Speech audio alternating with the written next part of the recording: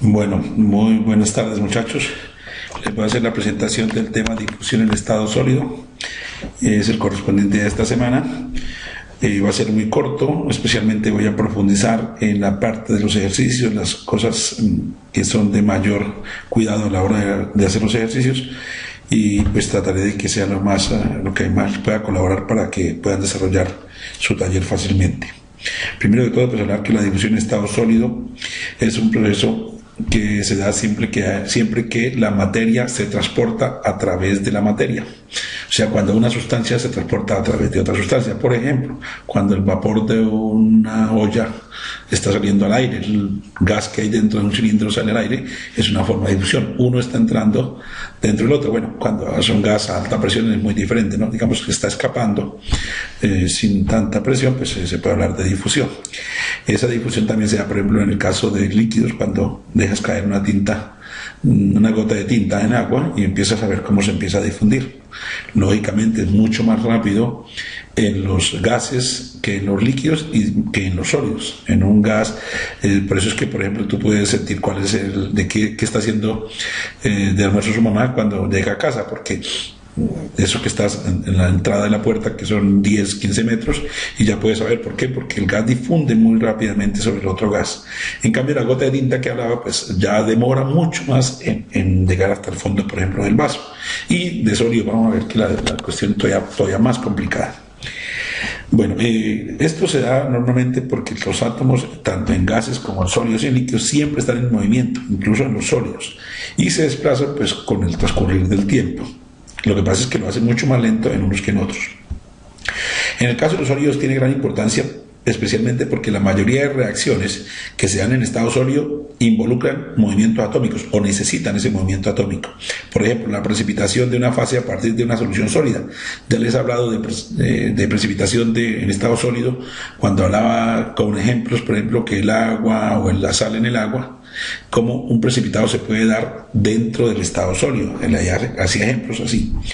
La nucleación, cuando vimos la solidificación, también hablamos de cómo se nuclea y se crece el grano. También hay, aunque hay estado líquido, también en estado sólido también hay movimiento de los átomos.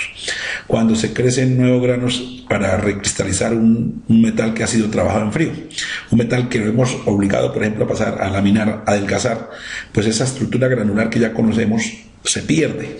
Entonces, si lo colocamos nuevamente en caliente, en un horno a una cierta temperatura alta, los granos otra vez se empiezan a formar. Para formar ese cristal nuevamente, se llama recristalización, se requiere que haya movimiento de los átomos. La cementación de aceros, que la vamos a ver más adelante, que es aquella que nos sirve poder tener un acero que tenga una alta dureza en su superficie y sea blando por dentro, requiere del proceso de difusión. El dopado de obleas de silicio. Las obleas de silicio se usan principalmente para producir circuitos integrados, y entonces se requiere manipular su conductividad en ciertas partes. Entonces eso se hace mediante adición de impurezas como de fósforo, por ejemplo, que se agregan mediante difusión. Vamos entonces a hablar un poquito del proceso. ¿Cuáles son los mecanismos de difusión en redes cristalinas? Pues hay dos diferentes formas de visualizarlo. La primera es de acuerdo a cómo se da el movimiento de los átomos. Entonces, si es una difusión por vacantes, entonces es cuando, como su nombre indica, requiere vacantes, que fue una de las imperfecciones cristalinas que ya vimos. Un átomo que está en una posición de red normal abandona esa posición para irse a una vacante vecina.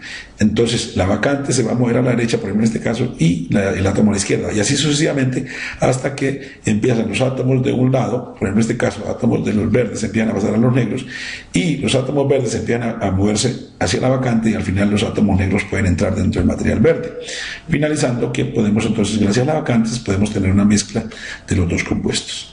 El otro caso es la difusión intersticial, donde ya no hay por vacantes, sino se da porque los átomos, que son muy pequeños, que están formando soluciones intersticiales, o están en los intersticios, también otro efecto que vimos de las redes cristalinas, ese átomo pequeño se puede mover de intersticio en intersticio, ¿cierto?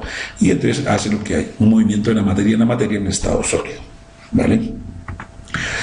Ya si miramos el tipo de átomos que se mueven. Entonces podemos hablar de autodifusión o de heterodifusión. Autodifusión, cuando los átomos que se mueven son del mismo material del que estamos hablando, o sea, es el átomo que se mueve, en este caso es el verde, no hay átomos de otra clase, entonces se están moviendo, eso es autodifusión por vacantes. Entonces miren cómo se van moviendo hacia la derecha. La heterodifusión requiere que los átomos que se muevan son de otro material. Entonces, en ese caso, por ejemplo, el que acabamos de aquí, esta es una serie de heterodifusión por vacantes y esta una heterodifusión intersticial.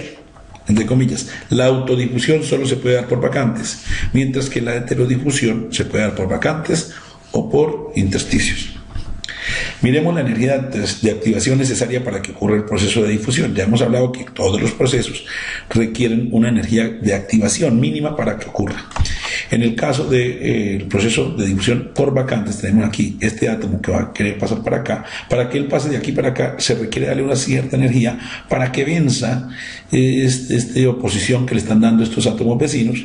Y pues la energía necesaria es aquella al menos en la cual ya pasa de la mitad, porque ya de ahí se va solito. Entonces la energía de activación sería esta necesaria. Ya si es en intersticios, este átomo pequeñito va a tener que pasar al otro lado, entonces también necesita una energía de activación para eliminar o oponerse a la fuerza que le dan los átomos vecinos y poder pasar al intersticio vecino. Entonces esa energía de activación, vemos aquí, sin embargo, es mucho más pequeña porque es mucho más fácil que ese átomo pequeño se mueva entre intersticios. Miremos un poco las leyes de la difusión. La primera ley del Fick, las leyes de la difusión son las leyes de Fick. Esta primera ley no es tan importante para nuestro proceso en difusión en estado sólido, sin embargo se requiere observar para poder comprender un poco más la segunda. Entonces, primero que todo, ¿a qué se debe que haya difusión? La difusión se da para eliminar diferencias de concentración. Si yo tengo dos compuestos que tienen la misma composición, no va a haber difusión como tal. En cambio, si yo tengo un gas, por ejemplo, en el lado aquí, en el lado rosa, un gas que es una mezcla de A y B, y aquí en el lado claro que también es de A y B, pero hay más B que A, entonces esa diferencia de concentración, si yo rompo esta membrana que está uniendo los gases, va a hacer que el A, donde hay más de A, pase hacia el lado donde hay menos de A, y el de hay más de B pase al lado que hay menos de B. Entonces gracias a eso se da la difusión. Entonces la primera ley de Fick dice que la cantidad o el flujo neto de átomos en masa por unidad de área y por unidad de tiempo es proporcional al gradiente de concentración. O sea, entre más grande sea el gradiente de concentración, mayor es la cantidad de flujo. Con esa constante de proporcionalidad es este señor que lo llamamos la difusividad o el coeficiente de difusión. Ese coeficiente de difusión pues nos va a dar una idea de qué tan rápido puede ser el proceso en cada uno de los casos. Miremos, por ejemplo, en el caso de los gases, cómo es la difusión de un gas en otro gas. Por ejemplo, el CO2 en aire. El CO2 difundiendo en aire, el coeficiente de difusión, o sea, esta constante de proporcionalidad, es de 0.17 centímetros cuadrados por segundo a 17 grados centígrados. El hidrógeno en oxígeno, 0.80. Entonces vemos cómo están más o menos dentro del mismo nivel, sin embargo, el hidrógeno es cuatro veces más rápido que el CO2.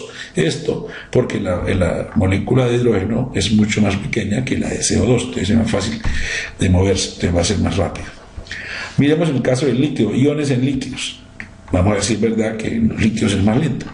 Miren cómo la constante de proporcionalidad es de 2,03 por 10 a la menos 5 centímetros cuadrados por segundo. O sea, estamos hablando que el coeficiente de difusión es menor 5 órdenes de magnitud. Esto nos indica que lo que aquí ocurre en un segundo, aquí va a gastarse 10.000 segundos. Si no estoy mal, más o menos es aproximadamente unas 27 horas. O sea, lo que aquí ocurre en el gas en un segundo, aquí puede gastarse más o menos unas 27 horas. Ahora, mire, está 2,03 por 10 a la menos 5, más o menos son del orden de magnitud iguales. Miremos cómo es el caso en los sólidos. En los sólidos, pues ya tenemos ahora todavía más lenta la cuestión. Mire cómo en los sólidos ahora tenemos que, por ejemplo, la plata dentro de plata es de 5 por 10 a la menos 11. Esto nos quiere decir que estamos hablando que son 6 órdenes de magnitud más lento que acá. O sea, que mientras lo que ocurre aquí en un segundo, aquí ocurre en 1.000.000 de segundos. Ya estamos hablando de varios días. no recuerdo ahorita, creo que ha hecho el cálculo, lo pueden hacer, cuánto es 1.000.000 de segundos. Entonces, lo que aquí ocurre en un segundo, aquí pasa en muchos días. Ni pensar siquiera cómo sería lo que ocurre en un segundo en gases comparado con sólidos. Y eso que si se observan, mire aquí, esta difusión está dada a 700 grados centígrados, y ya dijimos, bueno, y vamos a ver, perdón, que la temperatura es un factor muy importante en la velocidad de difusión. Entonces, esos son los órdenes de magnitud. Es mucho más rápido en gases que en sólidos. Miremos cuáles son los efectos o qué determina o qué ayuda a cambiar el coeficiente de difusión. Por ejemplo, unas cosas, y eso lo vamos a ver observando esta tabla de difusividades que también encuentran en el libro de Smith. Miren que vamos a ver si el tipo de mecanismo de difusión interviene. Entonces, si es difusión intersticial o sustitucional, ya habíamos dicho que es mucho más alta la energía necesaria para el sustitucional, entonces debería ser mucho más lento. Vamos a ver si es verdad. Miren, por ejemplo, el carbono en hierro, FCC, será sustitucional porque el carbono es muy pequeñito comparado con el hierro, entonces será sustitucional.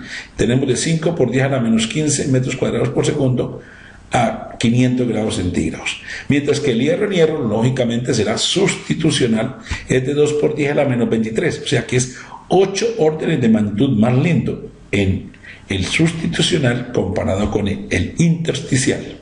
Lo mismo ocurre con el níquel, que es más o menos del mismo tamaño del hierro, 10 a la menos 23, o sea 8 órdenes de magnitud más lento en el caso del sustitucional comparado con el intersticial. Miremos el efecto de la temperatura. Ya habíamos hablado en clase que cuando un proceso depende del movimiento de los átomos, normalmente ese proceso cumple la ecuación de Arrhenius, que dice que el proceso, las variables que se van a estudiar son proporcionales o exponencialmente contra la temperatura. Entonces, que pequeños aumentos de temperatura dan grandes aumentos en el proceso. Entonces vemos aquí que D, que sería el coeficiente de difusión, es proporcional a E a la menos Q sobre RT, donde Q es la energía de activación, R la constante de los gases y T la temperatura a la cual ocurre el proceso. Vamos a ver, por ejemplo, en este caso, miren, en todos los casos tenemos una barra a 500, o una tabla a 500 y una a 1000. Miremos, por ejemplo, el carbono en hierro FCC. A 505 por 10 a la menos 15 y a 1000, solo duplicando la temperatura, pasamos a 3 por 10 a la menos 11. O sea, estamos hablando de casi 4 órdenes de magnitud. O sea, lo que aquí sucede en 1000 segundos, aquí sucede en 1. Entonces, sí que aumenta considerablemente con la temperatura. Si vemos todos los casos, normalmente mínimo son 3 órdenes de magnitud menores, o hasta 5 incluso. Por ejemplo, aquí está 10 a la menos 17 y este 10 a la menos 12. O sea, es mucho más rápido a 1000 grados centígrados que a 500. Miremos otro ejemplo, el tipo de estructura cristalina. Si es PCC o FCC, por ejemplo, ¿cómo influye? Pues recordemos que si es FCC, normalmente están más compactos, apenas tiene un 0,74% de factor de empaquetamiento, un 74% de factor de empaquetamiento, por lo tanto tenemos 26% de intersticios. En el caso del PCC tenemos 68, entonces tenemos 32 de intersticios. Lógicamente será más rápido donde hay más hueco, o sea, será más rápido, debería ser más rápido en el BCC. Vamos a ver si es verdad. Entonces, miren, por ejemplo, carbono en IRFC y en BCC. En FCC es de 10 a la menos 15, mientras 10 a la menos 12 en BCC. Sí vemos que es casi 1000 veces más rápido en el BCC porque tiene mayor cantidad de huecos. El hierro en IRFC y en hierro en BCC. También 2 por 10 a la menos 23 y por 10 a la 20. 3 órdenes de magnitud también más rápido en BCC. La presencia de efectos cristalinos. Entonces, normalmente aumenta el coeficiente de difusión, o sea, el coeficiente de difusión se hace más rápida la velocidad cuando las partículas están sometidas a tensión, porque recuerden que normalmente trata de haber más espacio. No sé si recuerden cuáles son los defectos que están a tensión, pero uno de los más comunes es el límite de grano. Entonces, por ejemplo, miremos cómo es la plata dentro del cristal de plata. El coeficiente de difusión a 500 es de 10 a la menos 17 metros cuadrados por segundo.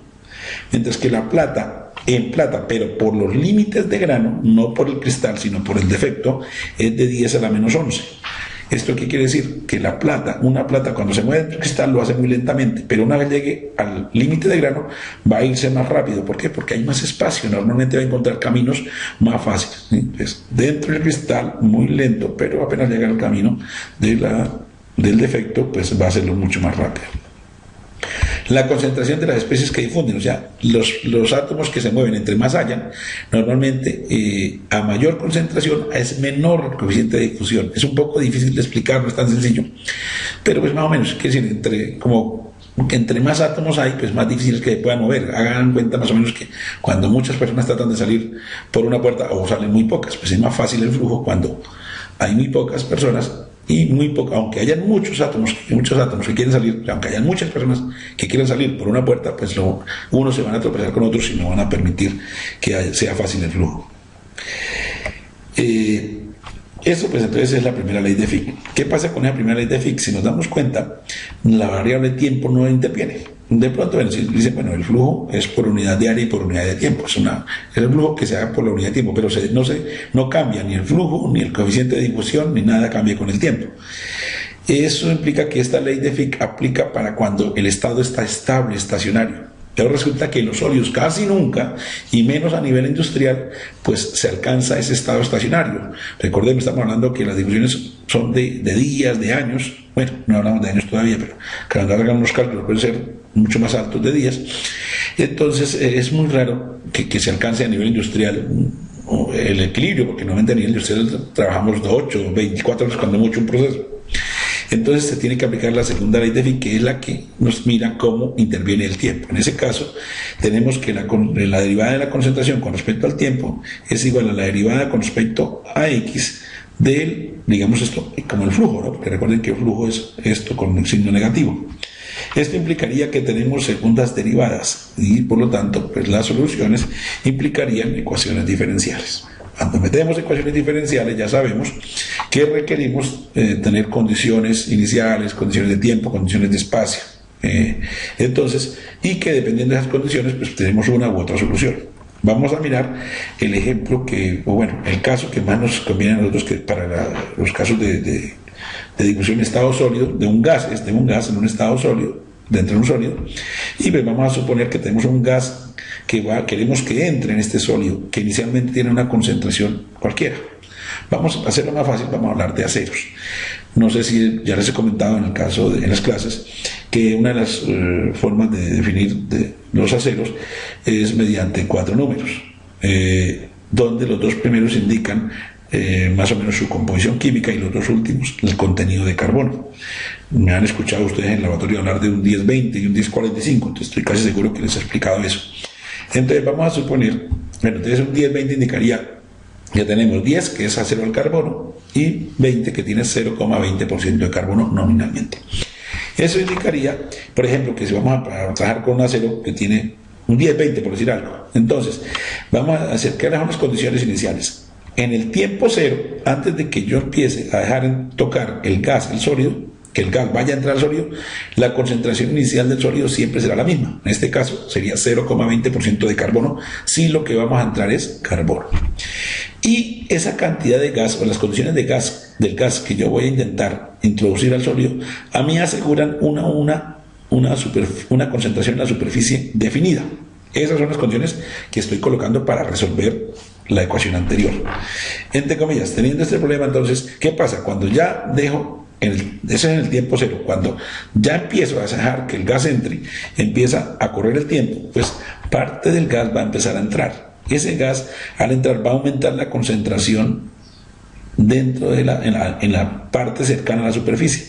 Digamos que, como decíamos, un 10-20, pues esto será 0,20, y digamos que el gas me asegura, por lo menos que en la superficie tenemos, por decir algo, 1,1% de carbono. Entonces va a haber un perfil desde 1,1 hasta 0,2 a una cierta distancia.